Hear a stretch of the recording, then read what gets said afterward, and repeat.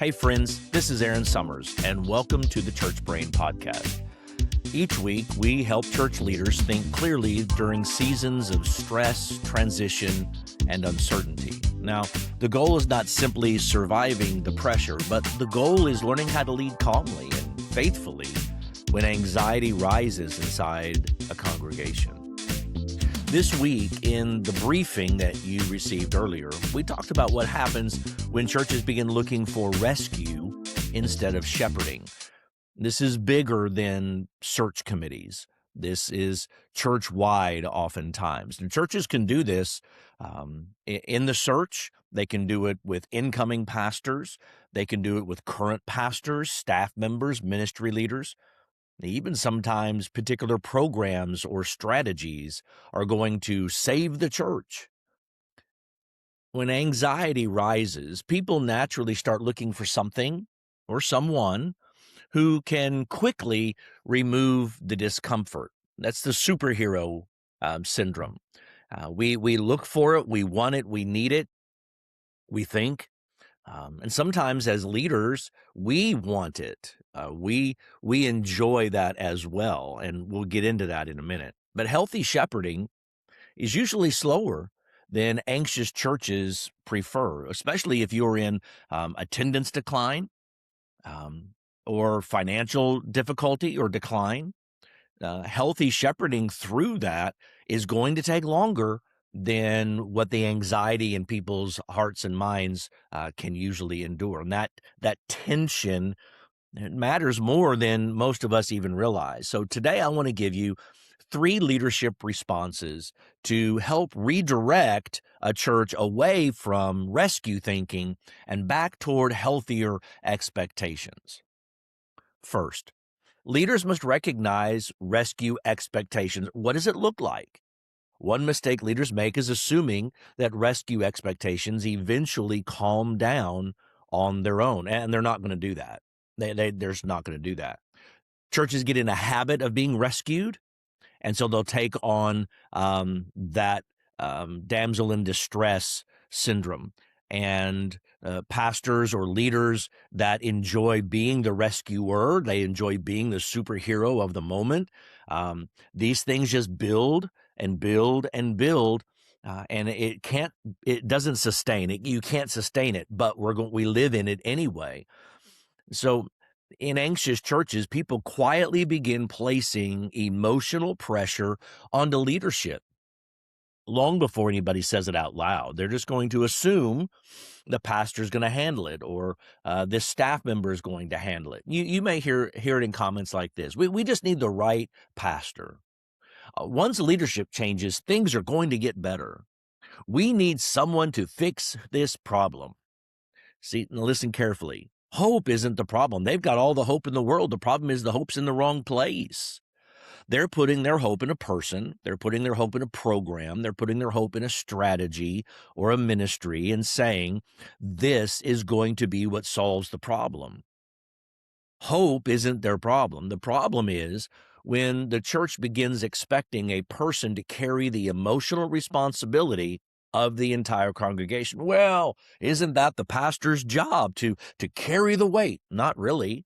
That's not really his job. Ephesians 4 is very clear. That's not his job. His job is to train you to do the work of the ministry.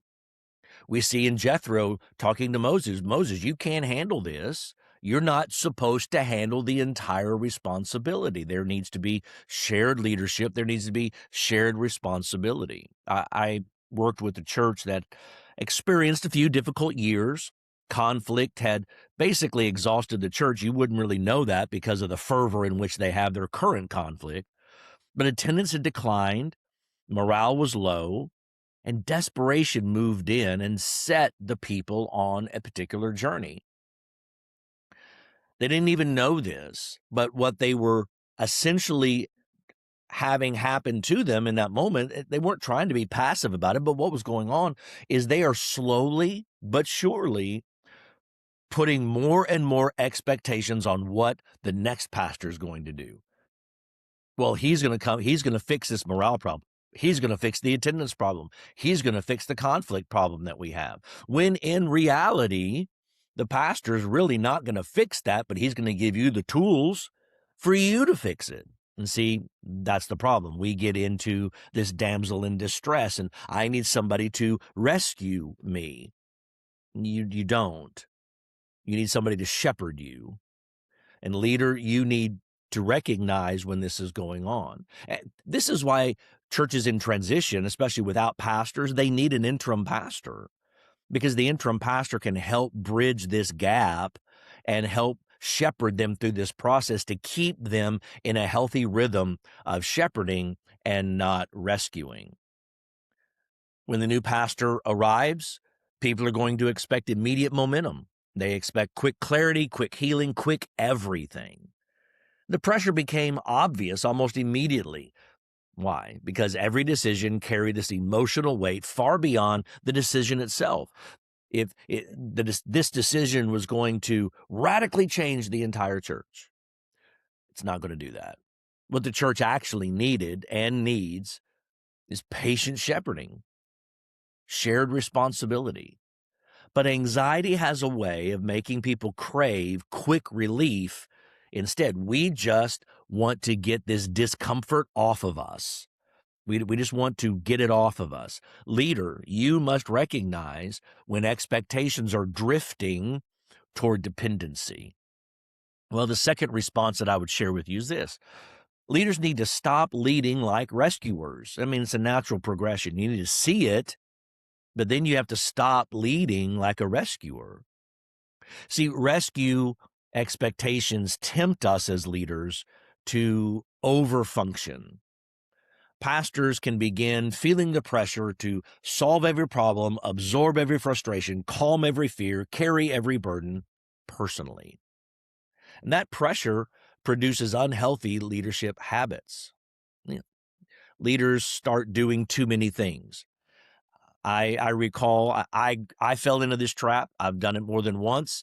I think that whatever love language you have, if it is acts of service, or if it's words of affirmation, if that's your love language, you can be deeply tempted into this rescuer activity. Why? Because you get the words of affirmation when you do it. You are loving them through serving them, but the problem is the service that you're giving is really not long-term healthy. It may be short-term okay, but it's not long-term good. What do? We overpromise. We go to every committee meeting and say, oh, I can handle that. Oh, I can handle that. Oh, let me help you do that. I'll make that chart up for you. I'll build this budget for you. I'll make all those calls for you. I'll schedule all those things for you. Leader, we need to sit in the room and let the tension just sit there for a minute. As if you are being viewed as a rescuer, and if you're acting as a rescuer, it's easy for you as they look at you for the cold sweat to break out and for you to cave in and just say, I'll handle all that. Yeah. No, you need to put it back on them. Who is going to make that call? Who's going to coordinate that schedule? Who wants to do this and that? But as a rescuer, you're going to want to do that, but you have to stop doing that. Stop trying to make everybody happy. We have to stop taking responsibility for emotional outcomes we can't control.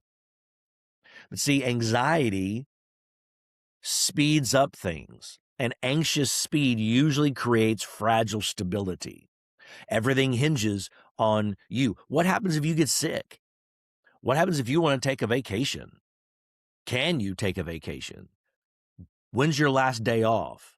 Now, look, my wife would tell me this is the pot calling the kettle black, and I get it. I do. I struggle with this too. But we have to realize that the rescuer mentality is not going to solve long-term health in your ministry and in their church. In Exodus 17, Israel became distressed in the wilderness and quickly turned to frustration toward Moses. And then anxiety turns into blame. Moses could lead faithfully, but he couldn't instantly remove every fear inside the people. And that's true for you today. Healthy shepherds guide people through uncertainty rather than trying to rescue them from every little discomfort. It's not healthy to helicopter pastor them. It requires calm, patient, emotional boundaries. That means there are times that even when you have the time, you have to say no. You've just got to say no. And it's hard. I know. I get it. I've been there. I am there sometimes. It's hard. But sometimes you just have to say, I can't do that. Or I'm not going to do that. That's really something you need to do. This is something your committee needs to handle. This is something your ministry needs to develop. I'll advise you. I can give you guidance, but I need you to do the work of this one. Sometimes faithful leadership means refusing to carry burdens the church body itself has to learn to carry. All right, the third response is that we must build shared ownership inside the church. You see how these just progress? You have to see it, recognize it, then you have to stop acting like a rescuer, and then what do? Well, we have to build shared ownership inside the church. One of the healthiest shifts a church can make is moving from dependency to shared responsibility. So you see, healthy churches stop asking, how's the pastor going to fix this? And they begin asking, how are we going to fix this? That's ownership. And they need to have that ownership. How are we going to fix this? You see, when churches understand who they are and why they exist, then that's the beginning point of ownership, because they know who they are, they know what they're supposed to be doing, and they're not going to look toward the pastor to save them. They are going to own that and operate within that identity and purpose. And the pastor, you, are now coming alongside. Now, church leader, if you're listening to this, this is very important. As a church leader, you need to recognize what's the identity of the church? What is the purpose of your church with the Great Commission in mind for your context and community? What are you doing? Because I think that the church can operate in a lot of ways without their pastor. But churches that say we can't operate at all without a pastor are in a rescuer mentality. So church leader, deacon, whatever, we need to work on ownership. That shift is going to change the emotional climate of leadership, because then the pastor becomes the helpmate. The pastor becomes the one that comes alongside and assists you, and you work together for the good of the kingdom and the local body of believers. He's not going to be he doesn't need to be the rescuer. Now, leaders, we can help create that culture if we consistently reinforce congregational ownership. Develop other leaders. Chairman, are you chairman of committees? Are you already bringing up the next chairman? Are you training up the next one? Chairman of the deacons, are you training up who's going to follow you? Or are we just waiting on the vote and seeing what happens? No, we need to be actively training people. Sunday school teacher, who are you training to take your place or to take a new class? Who are we training behind us to take these leadership responsibilities? So we have to develop other leaders. We have to share ministry responsibilities. Sunday school teacher, maybe you need to let somebody else teach a time or two. Church, maybe you need to let the pastor let somebody else preach a time or two because he's training them and developing them. Invite people into the process. Encourage discipleship instead of dependency. See, churches become dramatically healthier once they stop expecting pastors to rescue them emotionally, and they start embracing a shared maturity as a body. Ironically, pastors actually lead better in those environments because they finally have a sense of freedom to shepherd the people instead of perform for the people. As you think about your own church culture, are people expecting leadership to quickly remove the discomfort?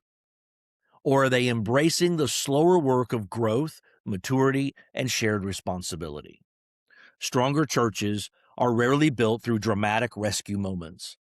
More often, they're built through steady shepherding, patient discipleship, healthy expectations, long obedience over time. There's no quick fix. There's no rescue. There's hard work, there's commitment, there's conviction, there's maturity. Well, thank you for sharing a few minutes with me today. If this episode was helpful, share it with another church leader walking through a difficult season. And make sure you subscribe to The Church Brain so you can receive the weekly briefing and the podcast each week. Remember, God is already at work at your church, even when growth feels slower